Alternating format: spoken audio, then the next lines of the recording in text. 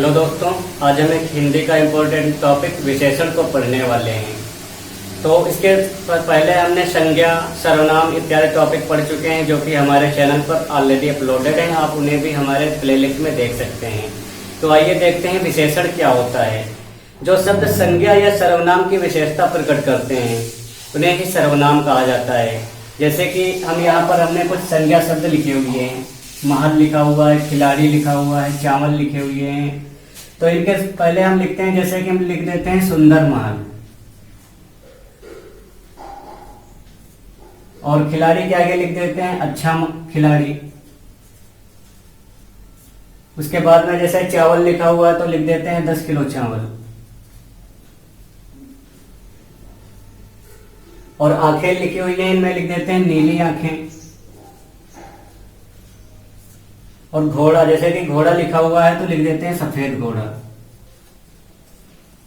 तो इत्यादि जो भी शब्द आ रहे हैं, जैसे महल से पहले सुंदर आया तो हो गया सुंदर महल, और खिलाड़ी से पहले आ रहा है अच्छा खिलाड़ी तो ये अच्छा खिलाड़ी बन गया।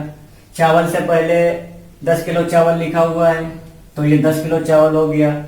और आंखों से पहले हमने जब नीली लिख दिया तो नीली आंखें हो गई, तो ये भी एक विशेषता प्रकट करता है। और घोड़ा के आगे हमने सफेद घोड़ा लिख दिया। तो जो भी ये संज्ञा शब्द हैं, जैसे कि महल है, खिलाड़ी है, चावल है, आंखें हैं और घोड़ा है, इससे पहले कुछ शब्द आ रहे हैं जो इनकी विशेषता को बता रहे हैं। जैसे सुंदर महल, अच्छा खिलाड़ी, 10 किलो चावल, नीली आंखें, सफेद घोड़ा इत्यादि। यही जो होता है विशेषण होता है। तो इसको सुविधा के अनुसार विशेषण को 4 भागों में डिवाइड किया गया है, जैसे कि गुणवाचक विशेषण, परिमाणवाचक विशेषण, संख्यावाचक विशेषण और सार्वनामिक विशेषण। तो एक एक करके हम इनको देखेंगे कि इनकी कैटेगरी कैसे होती है, और एग्जाम में अगर क्वेश्चन आते हैं तो इनको हम आसानी से कर सकते हैं। तो आइए सबसे पहले हम गुणवाचक विशेषण के बारे में जानते हैं। तो आइए अब जानते हैं गुणवाचक विशेषण के बारे में। गुणवाचक विशेषण वो होता है जिन शब्दों द्वारा संज्ञा के गुण, दोष, दशा, स्थान, रंग, आकार या फिर स्वाद या गंध इत्यादि का अगर बोध होता है तो वहां पर गुणवाचक विशेषण होता है। जैसे कि हम गुण में देखते हैं, जैसे कि कहते हैं ईमानदार, किसी का नाम ले लेते हैं, जैसे मोहन। मोहन एक ईमानदार व्यक्ति है तो ये इसके गुण को बता रहा है, तो ये यहाँ पर गुणवाचक विशेषण हुआ। इसी तरीके से दोष, अगर किसी चीज में दोष है, जैसे कि कहते हैं कोई व्यक्ति अयोग्य है या पापी है, चतुर है, तो इसके दोष को प्रदर्शित करते हैं, तो ये भी एक गुणवाचक विशेषण हुआ। इसी तरीके से दशा, अगर किसी की दशा, जैसे कोई रोगी है, मोटा है, पतला है, कमजोर है, तो ये इसकी दशा को प्रदर्शित कर रहा है, तो ये भी एक गुण हुआ, तो ये भी गुणवाचक विशेषण हुआ। इसके बाद में स्थान, जैसे कि कहते हैं कि कोई व्यक्ति भारतीय है या पहाड़ी है या मैदानी है इत्यादि कहते हैं, तो वो भी एक विशेषता को प्रकट कर रहा है, तो ये भी एक गुणवाचक विशेषण के अंतर्गत आता है। इसी तरीके से आकार, कोई किसी भी चीज का आकार हो, कोई वस्तु का आकार पतला होता है, मोटा होता है, तो ये भी एक विशेषता ही है, तो ये भी एक गुणवाचक विशेषण है।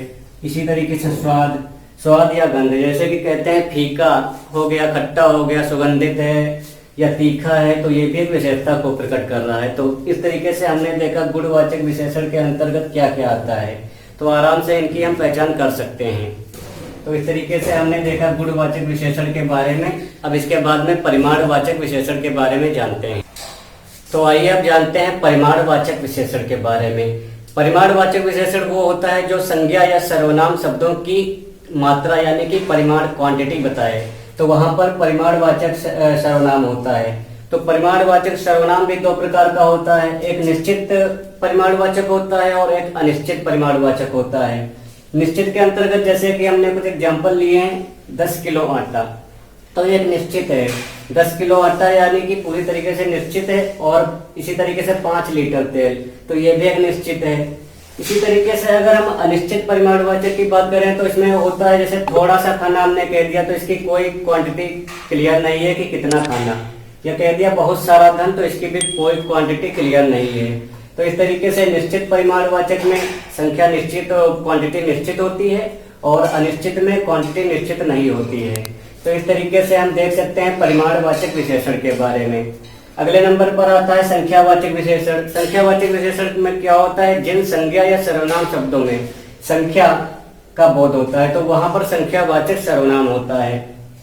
जैसे कि हम कह सकते हैं 10 पेन या 20 घड़ी, पहला दिन या 10वां हिस्सा इत्यादि यहाँ पर संख्या प्रदर्शित की गई है, तो ये संख्यावाचक विशेषण होता है। तो अब हम बात करते हैं कि परिमाणवाचक विशेषण और संख्यावाचक विशेषण में अंतर क्या होता है। अंतर ये होता है कि जो परिमाणवाचक विशेषण होता है इसमें यहाँ पर क्वांटिटी बताई जाती है, जबकि संख्यावाचक विशेषण में संख्या बताई जाती है।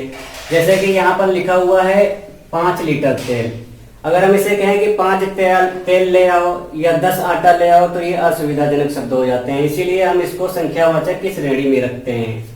तो इस तरीके से हमने परिमाणवाचक विशेषण के बारे में जाना और संख्यावाचक विशेषण के बारे में जाना। लास्ट है सार्वनामिक विशेषण के बारे में जानते हैं। तो आइए दोस्तों अब सार्वनामिक विशेषण के बारे में जानते हैं। सार्वनामिक विशेषण क्या होता है? सार्वनामिक विशेषण वो होते हैं जो शब्द सर्वनाम होते हुए भी एक विशेषण की तरह प्रयोग हों, तो वो सभी सार्वनामिक विशेषण होते हैं। जैसे कि हम कुछ एग्जांपल लेते हैं, यह, वह, कोई, ऐसा, वैसा इत्यादि जो भी शब्द हैं सब सर्वनाम हैं। तो ये सर्वनाम जो शब्द होते हैं संज्ञा शब्द से पहले प्रयुक्त होकर एक विशेषण की तरह कार्य करते हैं, तो सभी सार्वनामिक विशेषण कहलाते हैं। जैसे कि एग्जाम्पल में हम देखते हैं, जैसे हमने संज्ञा लड़की एक यहाँ पर संज्ञा है, तो लड़की से पहले हमने लगाया वह लड़की बहुत सीधी है, तो ये है तो एक सर्वनाम, लेकिन अगर ये किसी संज्ञा की विशेषता को बता रहा है तो ये एक सार्वनामिक विशेषण हो गया। इसी तरीके से देखते हैं दूसरा, यह महल सुंदर है, तो यह भी एक सर्वनाम है, लेकिन यहाँ पर संज्ञा की विशेषता को बता रहा है, तो यह भी एक सार्वनामिक विशेषण हो गया। और इसी तरीके से वह राम की किताब है, तो यह भी एक सार्वनामिक विशेषण है। इसमें डायरेक्टली क्वेश्चन भी एग्जाम में पूछे जाते हैं, लिखा होता है निम्न में से सार्वनामिक विशेषण कौन सा है।